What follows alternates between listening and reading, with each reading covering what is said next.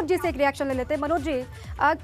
जांच की प्रक्रिया तो आगे बढ़ रही है, आशीष मिश्रा सलाखों के पीछे हैं, लगातार सुनवाई भी उनके मामले में हो रही है, झटका भी उनको लग रहा है, जमानत भी उनकी खारिज हो गई है, फिर आपको आपत्ति क्यों है? जांच की प्रक्रिया तो आगे बढ़ रही है ना बीजेपी के। आप संतुष्ट हैं?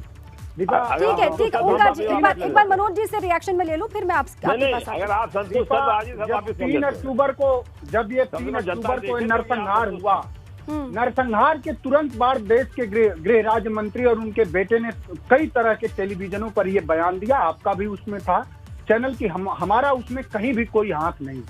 अगर उसके पूर्व की इनकी बातों को देख लिया जाए तो इन्होंने कई राष्ट्रीय चैनलों पर यह बयान दिया कि अगर मेरे बेटे का कहीं से भी कोई अगर हाथ निकलता है या कहीं से भी उसमें उसकी भूमिका निकलती है तो मैं तुरंत इस्तीफा दे दूंगा। और जो भारतीय जनता पार्टी ये बात करती है कि मिनिमम गवर्नमेंट मैक्सिमम गवर्नेंस की बात करती थी, जो भारतीय जनता पार्टी शुचिता नैतिकता की बात करती है, उस भारतीय जनता पार्टी ने आप सोच सकती हैं जिन किसानों की हत्या हुई, नक्षत्र सिंह जी 65 साल के किसान, उनका जिस किसान को रौंदा गया उसका बेटा सरहद पर था, सरहद पर देश की सुरक्षा कर रहा था। वो जब सुना वहां हमारे पिताजी को रौंद दिया गया, लवप्रीत मास 21 साल का, वो रमन कश्यप पत्रकार, तो और जो भारतीय जनता पार्टी का चाल चलन चरित्र है वो तो आपके कैमरे और आपके संस्थान ने देखा है,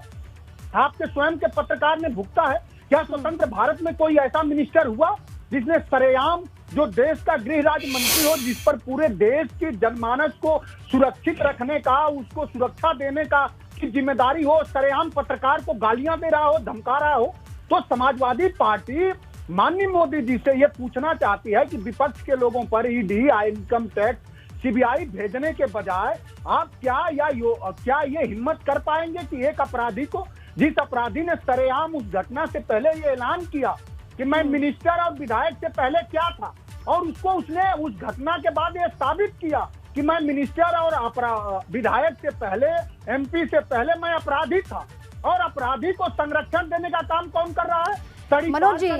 जी, मोदी सरकार कर रही है। आप मनोज जी, यही तो दर्शक जानना चाहते हैं, यही तो मैं जानना चाह रही हूँ कि आखिर देरी हो क्यों रही है, क्या मजबूरी है भारतीय जनता पार्टी की, क्या कमजोरी है, क्यों कार्रवाई नहीं हो रही है? इसी को लेकर मैं इसका जवाब आपसे